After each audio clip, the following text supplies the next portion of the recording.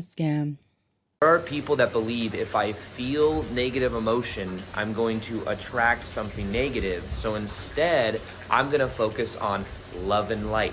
I'm going to focus on only what I want and only things that make me feel good. Now, the problem with that is the energy is still repressed under the surface. So even though it's not being felt or focused on, it's still under the surface and still going to attract things into their life that reflect that energy back. Now, the key is when you can embrace the shadow, when you can embrace the darkness and actually go into it, go into the cupboards, as David Goggins would say, to look at those things, your eyes eventually adjust to the darkness and you can then move through it. And then you're not carrying that energy around in your body in subconscious ways, attracting things in your life that reflect that back. So being able to embrace that side of yourself isn't going to attract you negative things. It's just going to clear it from your body. Here's the thing.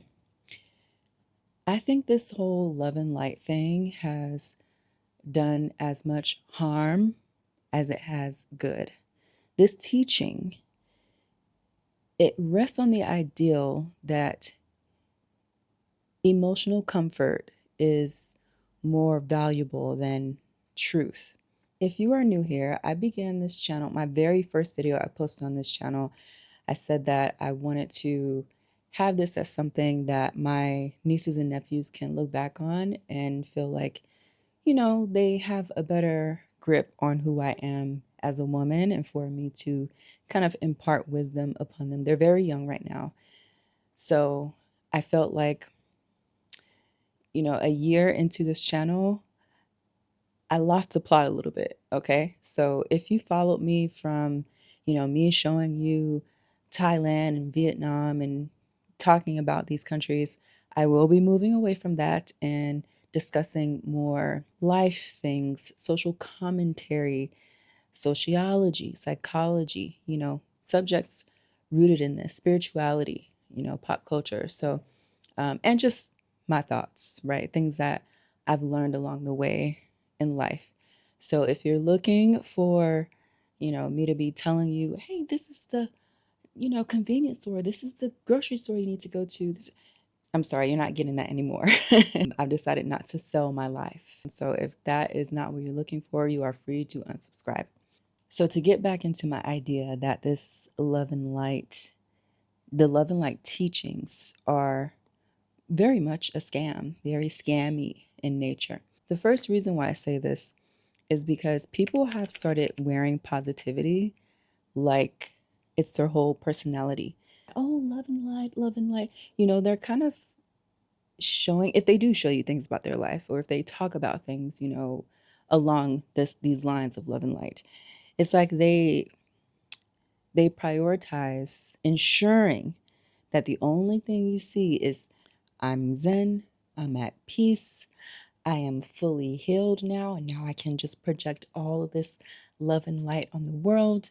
I vibrate very high all the time. I'm just positive all the time. Everything I do, everything I think, everything I say is grounded in positivity, and I am 100% unbothered 100% of the time. This is very unrealistic, extremely unrealistic, because when did being emotionally and spiritually healthy mean that you do not experience or feel negative feelings or negativity, period? Or that negativity or negative feelings don't exist? Everyone feels and thinks negative things, bad things. That is very normal. We are human beings. But it's kind of like toxic positivity, which is actually my next point. You'll hear, like, from people that preach this, you'll hear them say common phrases like, just, raise your vibration, protect your peace, and don't entertain negativity, which, while these are very good pieces of advice, typically when we see people say these things, they kind of stop there. That's it. That's it. This mentality can sometimes encourage people to disengage from dealing with things realistically, dealing with problems realistically. Because at the end of the day, Sometimes just because you don't like it, it doesn't mean that it's negative. Sometimes it's just truth. And if you've been here for more than a day and you've seen my other videos, I tell you guys all the time, I'm not here to tell you what to do. The information I put out here is for you to think. I have released some videos recently where I was talking, like when I was talking about Thailand, right? I did this video where I was saying, don't move to Thailand. I gave like all these reasons, right? Based on the comments of that video. People took that, and some people took that and felt like I'm just spreading negativity and I'm trying to tell you not to move to Thailand because you can go and look at the comments on that video, right? But just because I may say something that you don't agree with or that you don't like, it doesn't mean that it's coming from a negative place or it's meant for me to spew negativity. It may just be truth. And we know a lot of people hate the truth, hate the truth. Most people, they love to be lied to. A lot of people live in delusions and they want people to validate those delusions by lying to them, to soothe the ego or their beliefs. Like, for example, right, I'll take Thailand because a lot of you follow me because of this, right? So I'll give this as an example. If you don't know, I left the United States. The first country that I moved to was Thailand. A lot of people will watch like certain videos on Thailand, and there's just, you got to feed the algorithm. So a lot of times, like, people will not over exaggerate, but they will like omit certain things about their experience in Thailand to make it seem like, oh, it's all this and all that, and blah, blah, blah. And if you say anything that doesn't fit within that dream, within that positive framework, oh, you're just being negative. Oh, I don't want to hear it because I only want to hear good things. When you do that, you're not taking in both sides of things. You're putting yourself at a disadvantage when it comes to your thinking. Your thinking is skewed, your perspective will be biased. I do believe that when it comes to emotional health and spiritual health, toxic positivity is exactly that. It is toxic, and it really cripples you. The next reason why I feel like it's very scammy is because the sayings that I brought up earlier. Oh, you just got to think positive and everything happens for a reason and blah, blah, blah. It kind of omits very real emotions that we all experience, like anger. And I know a lot of people don't see anger as an emotion because, not to get on like the gender wars and stuff, but women get this label as being, women are more emotional and whatever. But anger is an emotion, honey. Anger is an emotion. Okay. If you didn't know that, right? When you are angry, when you are punching holes in walls, when you are punching TVs, right? When you are beating people up in the street, that is anger. That is an emotion. When you are getting angry, right? When you are experiencing anger, it's showing you a few things. One, there's a boundary that was crossed with you. There was a boundary that someone crossed, and now you are angry. The second reason why people get angry is because, very people that have high morals, there was an injustice done, and they're angry about that. Angry has its place in society.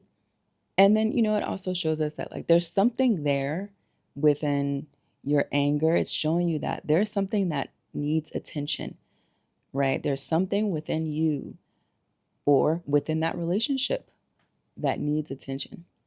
Now, love and light people. Oh, you got to be unbothered. You got to, just think positive. Yeah, okay. Okay. So, civil rights movement in America.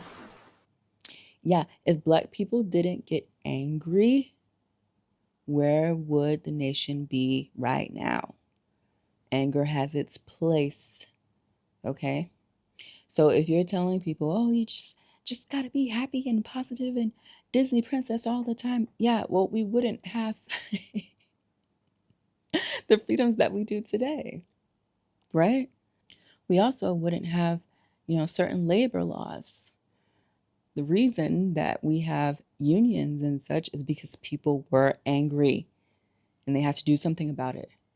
If those people were, oh, I'm just love and light all the time, kids would still be working. You would be pushed to work more than 40 hours a week.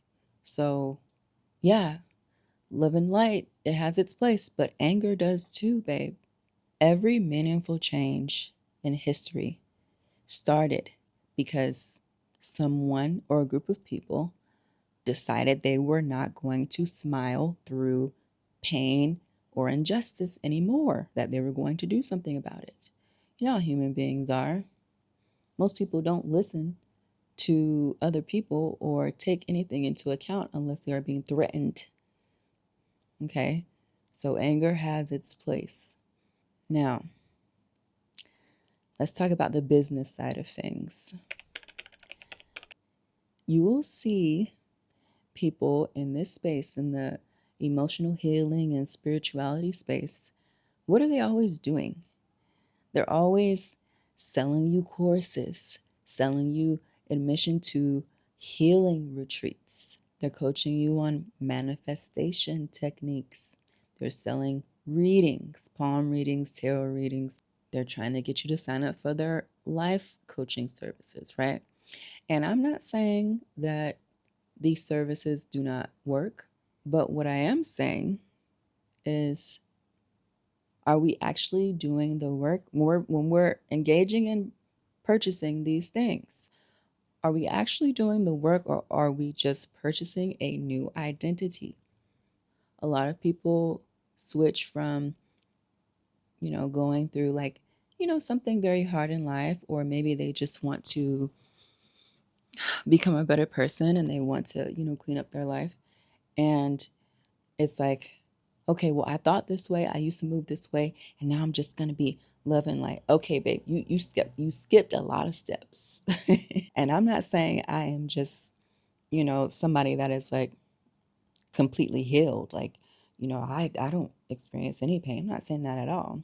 I don't think there's a destination for healing. I do think that this is a lifelong process that you develop the skills to be able to handle and do as you go, as you practice those muscles, right? But you are not going to practice the muscles or engage the muscles of healing by just, oh, well, now you know, I'm just going to be love and light. I'm just going to be good and be good to people. The reality is, when you are healing, that is not like as pretty of a picture as people paint it out to be, right? People make it seem like, oh, well, I'm healed and I'm just so soft right now. To me, in my opinion, a person who is healed is a person who has done their shadow work. What do I mean by this? This is someone who has basically gone to the pits of hell. Okay, they have done the work to acknowledge their demons, right? We call it, some people call it demons, but what that really is your shadow, babe, right? So they've done the work to acknowledge that there is a shadow there and or demons. After acknowledgement, okay, well, now you got to meet them. Now you got to meet them. And meeting them entails a lot of accountability, a lot of dissecting, a lot of taking that band-aid off and actually tending to that wound.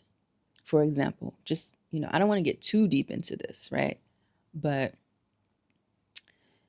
like, if you want to do something new in your life, right? If you want to embark on a new endeavor, or like a business ideal, or you want to make new friends, or you want to start going to the gym, or you want to do something that is going to improve your life, and you have that feeling or like a voice saying, oh, you're not going to be able to do that. Oh, I don't know about that because last time, this person said this about that. And, you know, uh, all these feelings and thoughts, like, trying to pull you away from something you want to do. Or you may be on a weight loss journey or a fitness journey, and you look in the mirror, even though you've lost some weight, right? You've lost a good amount of weight, or just weight, period. You're making progress. You look in the mirror, and that voice is like, actually, you're still fat. You can't really appreciate something that you put in the work to do. When you have those thoughts, when you have those feelings, that is your shadow, babe, an aspect, right? But most people don't want to face that. They run away from that. Because when you face that, you have to really like discover yourself and figure out, okay, why is this happening? Why am I experiencing this? Why am I hearing this? Why am I feeling this? Why am I feeling like this? Why am I getting these feelings? Where do these things come from? Was it something your mom said to you when you were a kid, or your dad, or a bully in high school and all that, or just school period, and all that stuff just stayed with you and became a part of you and how you think about yourself, right? You have to, this is healing is a lot of crying, a lot of acknowledgement, a lot of accountability. People who are a part of this love and light community, in my opinion, they still have some growing to do. Because a person who is balanced, a balanced individual, emotionally and spiritually, they have done the shadow work and they have integrated their shadow into their life. This is also protection. When you get to that point, this is protection. Because why? Let's say someone comes up and wants to do something to you, right? Physically, energetically, emotionally, right? They want to take from you, they want to harm you. If you are just straight up love and light, how are you going to protect yourself? How are you going to fight back? What does love and light say? Oh, I just spread a love and light all the time, and I don't have a shadow. I've repressed and suppressed my shadow. Okay. You're walking in the woods, you're on a hike, and you see a snake. The snake is wounded. And you're love and light behind. Oh, this snake is wounded. I want to help it heal because I'm so loving and I just emit so much light. I'm going to help this snake.